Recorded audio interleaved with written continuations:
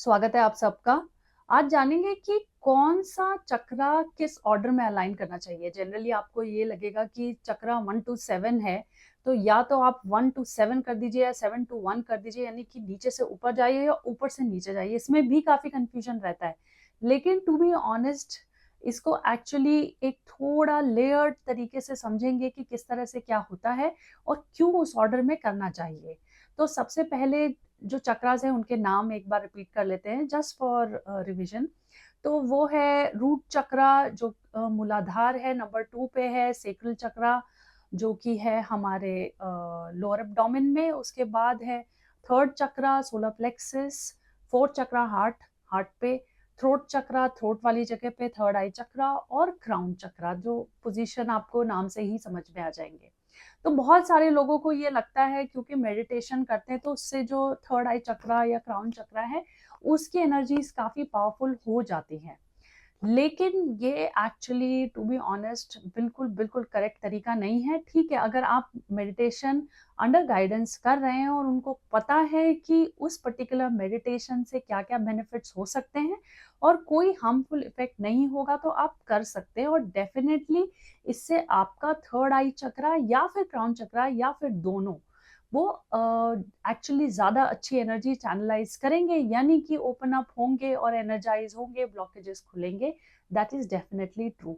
But एक overall healing के लिए, ओवरऑल वेलनेस के लिए सिर्फ ये करके आपकी problems most of the cases पे सॉल्व नहीं होती है। और उसका कारण ये है कि सबसे ज्यादा इंपॉर्टेंट होते हैं अपनी डे टू डे लाइफ की एक्टिविटी के लिए, या नॉर्मली जैसे अगर एंगर इश्यूज है या इस तरह की चीजें हैं, फाइनेंशियल इश्यूज है, करियर को लेके प्रॉब्लम है, इमोशनल अनस्टेबल बिहेवियर है, तो फिर आपको लोअर चक्रास पे ज्यादा फोकस करना चाहिए।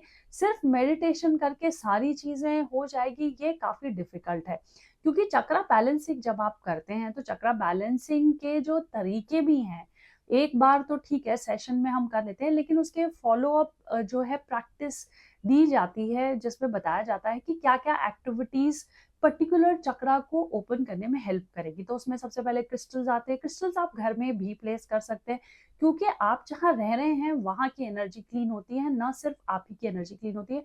तो आपका एनवायरमेंट अगर काफी क्लीन है या एनर्जाइज्ड है तो उसका असर आपके ऊपर भी आएगा। फिर नंबर 2 एक्सरसाइजेस, उससे भी there are particular exercises, particular yoga poses for actually particularly opening a chakra. मतलब अगर सेकंड चक्रा ब्लॉक है तो सेकंड चक्रा कैसे खोलें उसकी पर्टिकुलर एक्सरसाइजेस हैं, यानी कि योग जो उसमें है बताए गए हैं पोजेस कौन से हैं।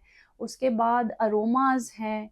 उसके बाद मंत्रा चैंटिंग है। मंत्रा चैंटिंग आप किसी भी तरह का मंत्रा चैंट करें तो सबसे पहले जैसे कि क्योंकि आप बोल रहे हैं वो मंत्र, तो आपका थ्रोट चक्रा जो है वो एनर्जाइज होगा, उसका इफेक्ट आएगा। तो कुछ एक्टिविटी फिजिकल आप अगर एक्टिविटी कर रहे हैं तो लोअर चक्रास आपके एनर्जाइज होंगे, चाहे कोई भी एक्सरसाइज करें। तो हर एक फॉर्म का एक बेनिफिट है, वैसे ही मेडिटेशन का भी एक बेनिफिट है। आई एम नॉट डिनाइंग कि ये बेनिफिट नहीं होगा, लेकिन उसी पे सिंपली रिलाई करना I would not really suggest. That can be one of the way. और चक्रा सेशन में आपको एग्जैक्टली पता चलता है। इसके अलावा अपने ऑरा को पावरफुल करने के लिए आपको 1 और 7 पे फोकस करना चाहिए, ताकि जो बाहर की नेगेटिविटी है या दूसरों की जो नेगेटिविटी है वो आपको अफेक्ट ना करे। यानी कि अगर आप डील भी कर रहे हैं तो सिर्फ अपनी नेगेटिविटी से डील करें, दूसरों की नेगेटिविटी से डील करना बंद कर दे। तो यस, अगर आप इस ऑर्डर में जाएंगे तो बेटर है। 1 2 3 चक्रा है उस पे फोकस करिए, और 1 और 7 चक्रा पे पहले फोकस करिए, और फिर बाद में जाइए 4 5 6 और बाद में 7। यस, तो yes, this was the order and these are some ways through which you can balance, energize and clean your chakras.